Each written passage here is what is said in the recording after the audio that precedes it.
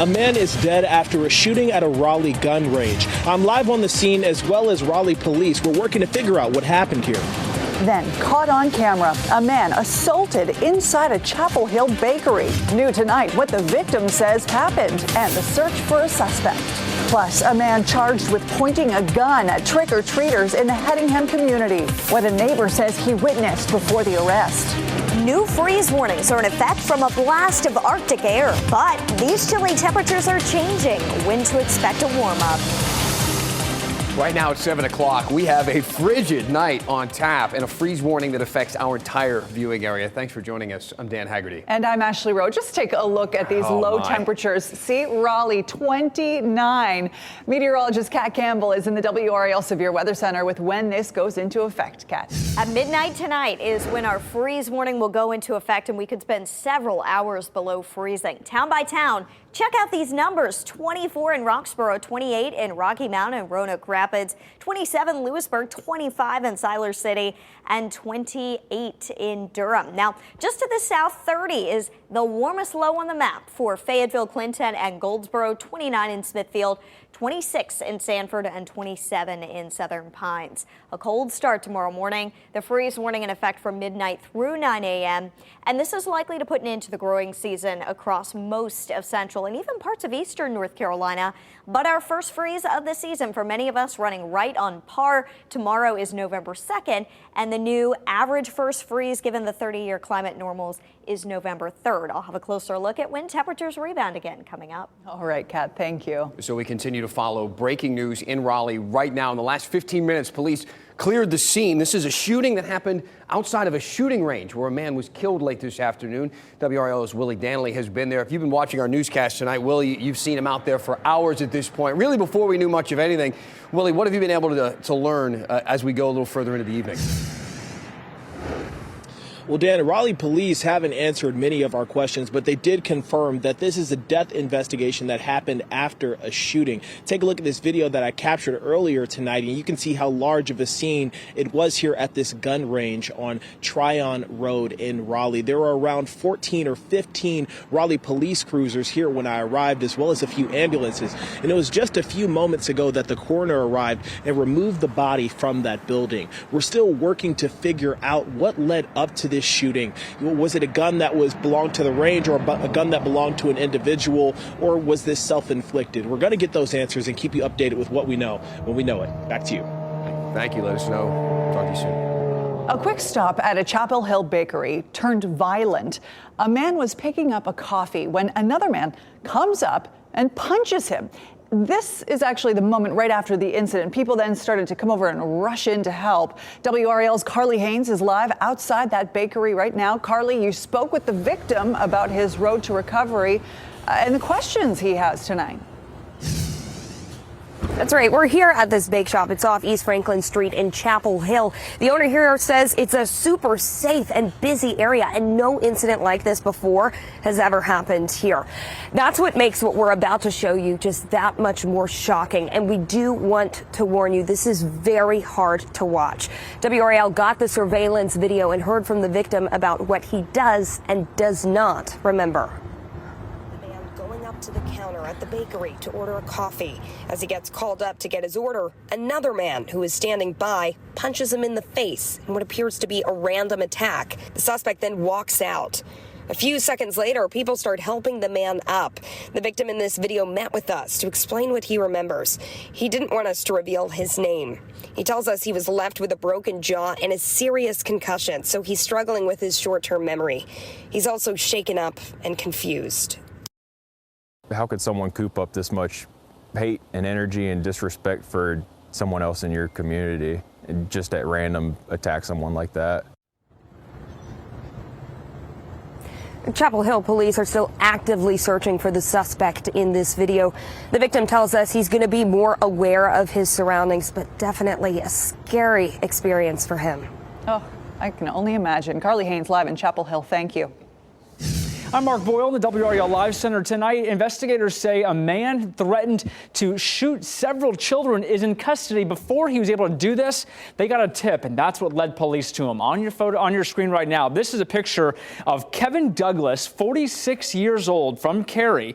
And we're being told that the National Center for Missing and Exploited Children actually alerted investigators that this man was threatening to become what they're saying is an active shooter against children.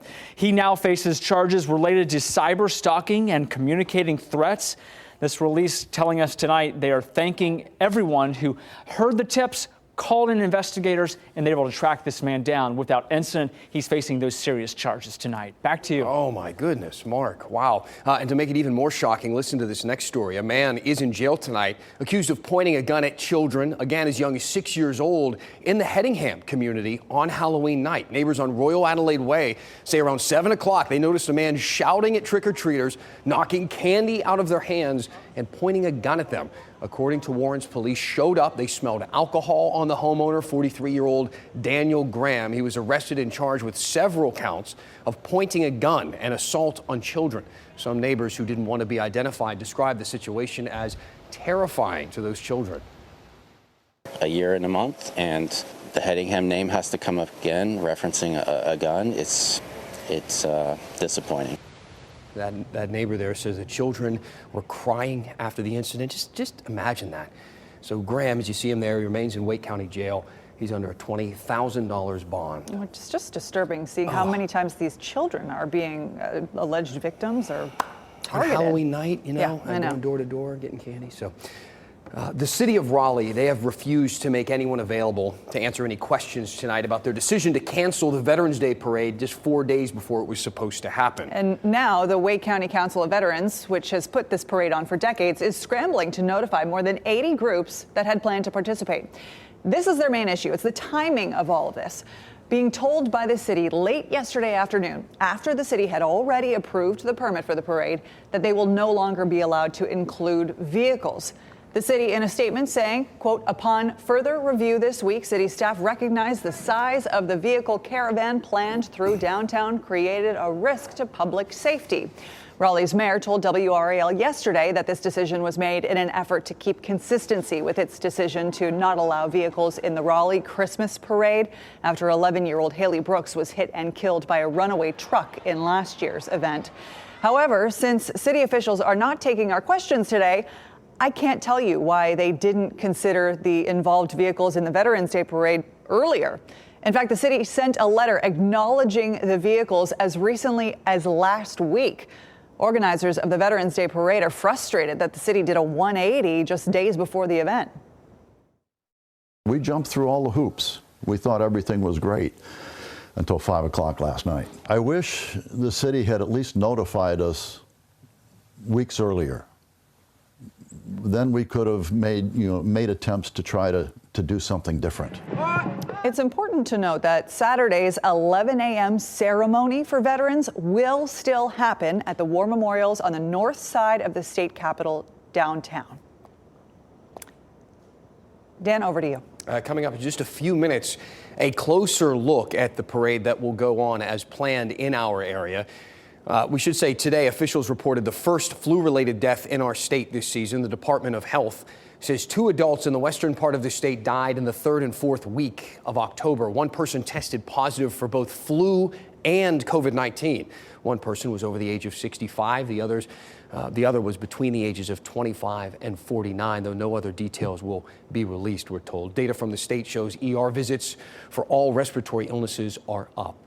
State Auditor Beth Wood is not running for re-election after previously announcing that she would seek a 5th term. Today, during an unrelated legislative committee meeting, Wood said she has changed her mind about running. In December, she made headlines after crashing her state-issued vehicle into a parked car in downtown Raleigh and then left the scene. Wood pleaded guilty to a misdemeanor in that case and ultimately acknowledged drinking before the wreck.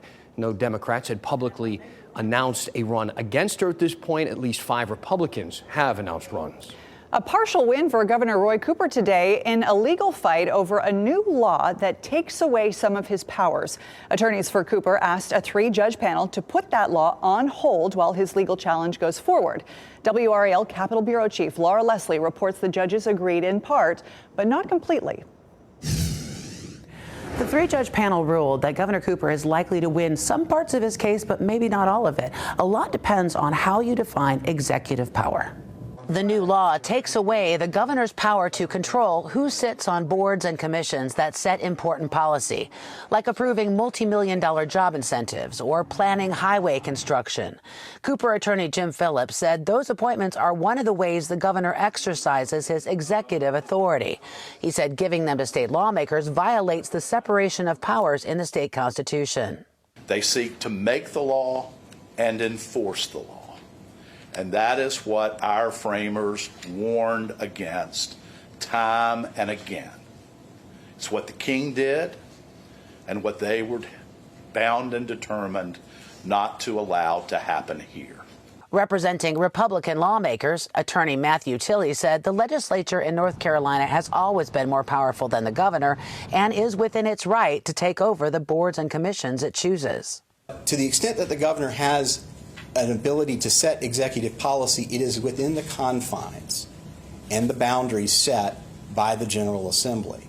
Tilley says the new law gives some of Cooper's appointments to other members of the Council of State, like the Commissioner of Agriculture or Insurance. Those officials are part of the executive branch, so Tilley says it doesn't violate the separation of powers. But Cooper's attorney said the Constitution makes it clear who the chief executive is. It is the governor alone, not the General Assembly, not the Medical Society, not the Council of State, who is given the authority and the duty to ensure that the laws are faithfully executed. The judges agreed to block the new law from taking effect for several boards, but allowed it to take effect for 2 other boards while the case continues. Laura Leslie, WRAL News, Raleigh. And attorneys for Governor Roy Cooper said they may appeal today's ruling to the State Court of Appeals. Still ahead, the Wake County Animal Center is still dealing with sick dogs from canine flu. How much longer the overcrowded shelter will remain closed because of it to protect the animals after another dog's death. Plus, Fayetteville is connected to Fort Liberty at the hip, and this weekend will celebrate the veterans with a big parade. It's a part of the fabric of this community. We'll tell you some of the precautions to make sure our parade stays safe. Oh, this is just so sad. Dogs keep dying from canine flu at the Wake County Animal Center. That's why the shelter is now extending its closure until at least the end of the month. At least 1 dog died over the weekend. There are nearly 160 dogs in the shelter, and the Animal Center director says at least 40 are being treated. 70 have recovered. Another struggle to the shelter continues to be facing that it's overcapacity. There are not enough dogs leaving. What we're trying to do is save the population that's here, get them healthy, get them over this, get it through our building so we can open up with healthy dogs. Jennifer Frederico says that the shelter is trying to work with their partners to help move the dog population. That way they can try to reduce the spread. She also says you can make sure your dog is vaccinated to reduce the chance an outside infection makes it to them. with all the drama around the Raleigh Veterans Day Parade we were mentioning earlier, we can say Cumberland County is ready to honor its extremely large veteran population there with its parade on Saturday. WRAL Fayetteville reporter Gilbert Bay shows us what this means to veterans who call the communities near Fort Liberty home.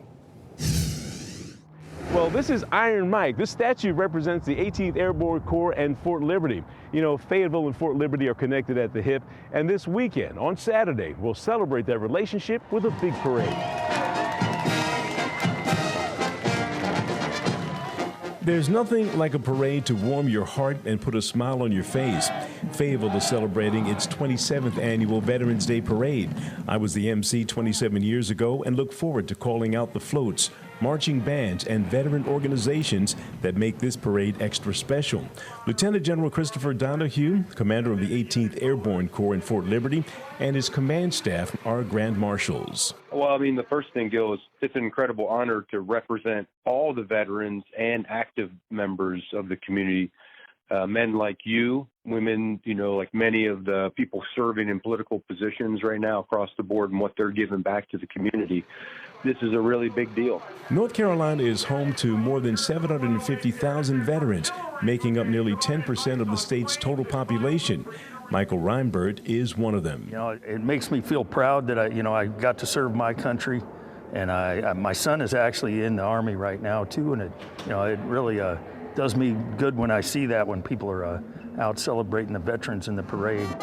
There are about 90 units walking, marching, and driving in this year's parade. Some of these vehicles go to war. Organizers say safety is the top priority. We actually make sure that we look at all safety precautions, making sure that we have ample distance in between to make sure that everyone is protected and feels safe while they participate in our parade. 120,000 military retirees call Cumberland County home. Now they have a variety of jobs in the community and own local businesses. They even serve as coaches and referees for the youth in our community. And we'll always be having a Veterans Parade in Fayetteville, because we know this: when the world dials 911, the phone is answered here at Fort Liberty. Now, this field of honor is outside the Airborne and Special Operations Museum and the State Veterans Park here in downtown Fayetteville. After you enjoy the parade on Saturday, come on over and check it out. In Fayetteville, Gilbert Bays, WRAL News. And the parade starts at 10 a.m. It runs along Hay Street in downtown Fayetteville. Gilbert, again, is the MC. Go say hello to him. WRAL is a proud sponsor of the event. If you can't make it, you can watch it live on WRAL.com. And everybody who is participating or going to just watch the parade is probably going to have some good weather for that, right, Kat? Yes, they are. It's still cool in the morning, but we really start to warm up this weekend. So by 10 a.m., it's 55 degrees if you're headed out to the Veterans Day Parade in Fayetteville, and by noon, 64. Sunshine expected, dry weather. I mean, this forecast looks phenomenal for Saturday.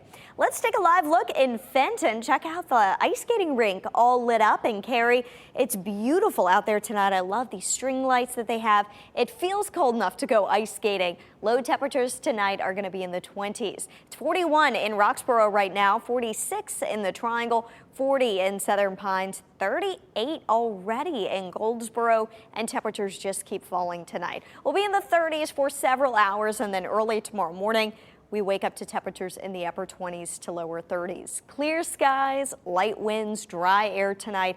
Everything we need for a widespread freeze and some frost possible as well. 24 in Roxborough, your low. 28 in Durham and South Hill, Raleigh, Rocky Mount, 29. 30 for Fayetteville and 27 in Southern Pines. This air mass originated from the Arctic, and it is pushing into much of the country. Look at how expansive the freeze warning is, all the way from East Texas through the southeast to the North Carolina coast up into New York City. I mean, this is really going to be a big chill that much of the country experiences tonight.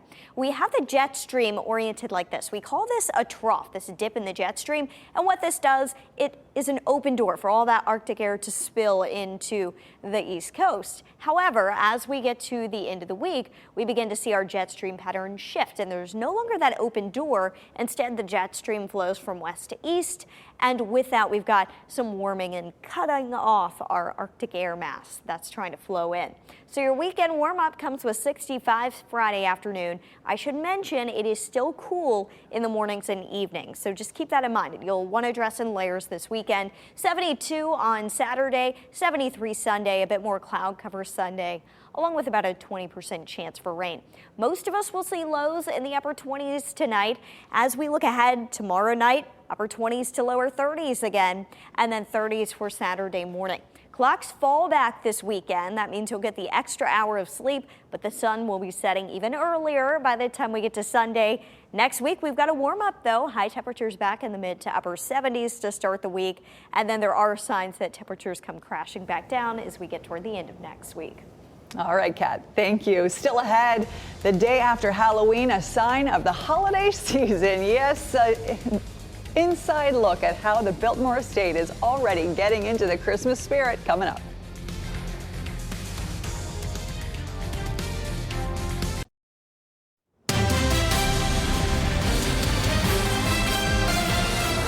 Today, roll Rolesville unveiled 3 new murals around town. This first one is at Town Hall. It features a blooming tobacco plant, a crop that drove the local economy for decades. This next one is at Main Street Park. A trio of paper airlines in the children's hands symbolizes Rolesville's future. The third mural is on the Prevent Insurance building, a tree branch covered in ladybugs inspired by the local greenway. Local artist Gabrielle Eng Gates painted them all. A committee of Rolesville residents helped inspire the designs. You'll soon see 10 new pieces of art in the downtown Rocky Mount area. It's part of a national outdoor sculpture competition. Most of the artists are from our state, including 2 from Cary. The artist that gets Best in Show will receive $1,000. The sculptures will remain on display for the next year at the Imperial Center, the Rocky Mount Historic Train Station, and the Rocky Mount Senior Center. Well, spooky season is officially over, and for many, that means the holiday season has arrived. Have you started listening to your Christmas music yet? It's certainly the case at the Biltmore. Today, crews lifted the banquet hall tree into place. It arrives every year via horse-drawn carriage. It's typically a popular event for visitors, but since the pandemic, the Biltmore has restricted access to the event. The tree will get some time to fluff out before the decorating begins. Once complete, it'll have 500 ornaments and 500 lights. 3 weeks from today, Woolies Winter Wonderland debuts at the DBAP. Here's a live look. You can see the transformation at the ballpark is underway. Look at all those lights. The igloos will be 100% installed by the end of the week. They were a hit at the Night of Lights. Tickets are going fast for some attractions like the Bulls Express train, especially on weekends. Woolies Winter Wonderland kicks off November 22nd. So if you don't have your tickets yet, go to durhambulls.com to buy them. Thanks for making WRAL your choice for local news. Our next newscast is at 10 on Fox 50 and 11 on WRAL. Have a great night. Stay warm.